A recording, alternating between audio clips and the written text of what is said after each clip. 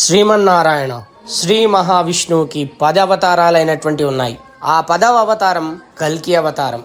ఆ కల్కి అవతారం అయినటువంటిది గుప్తుల కాలంలో ప్రారంభమైనట్టు కొన్ని ముఖ్యమైనటువంటి ఎవిడెన్సెస్ అనేవి చెప్తున్నాయి. ఆధారాలు చాలా కూడా ఉన్నాయి. అంతేకాకుండా మీ అందరూ నమ్ముతున్నారు కదా, ఇప్పుడు కల్కి అవతారం అయినటువంటిది కలియుగం అనేది నడుస్తుంది అని.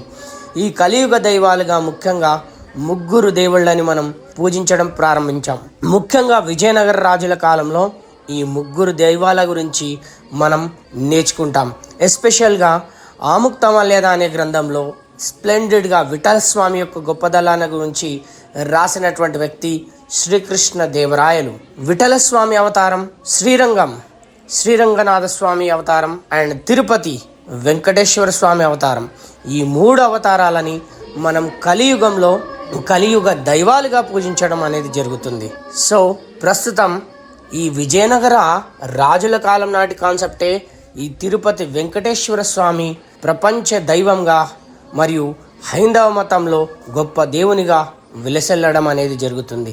సో ఇలాంటి సబ్జెక్టివ్ అప్డేట్స్ కోసం మన ఛానల్ అయినటువంటి దాన్ని సబ్స్క్రైబ్ చేయండి. Please subscribe our channel. And మన ఏపీ హిస్టరీ క్లాసెస్ అయినటువంటి యాప్లో అవైలబుల్గా ఉన్నాయి.